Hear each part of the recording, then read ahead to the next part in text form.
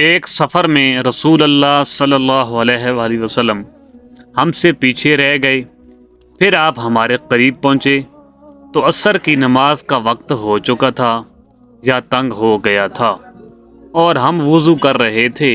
ہم اپنے پیروں پر پانی کا ہاتھ پھیرنے لگے تو آپ صلی اللہ علیہ وآلہ وسلم نے بلند آواز سے فرمایا کہ آگ کے عذاب سے ان ایڑیوں کو جو خشک رہ جائیں خرابی ہے۔ یہ 2 مرتبہ یا 3 مرتبہ فرمایا۔ صحیح بخاری حدیث نمبر 96۔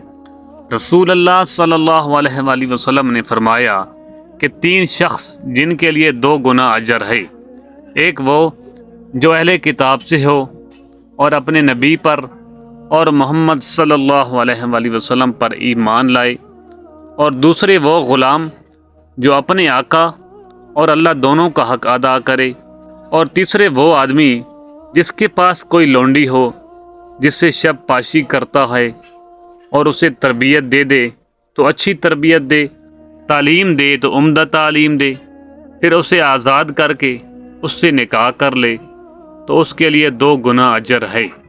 صحیح بخاری حدیث نمبر 97۔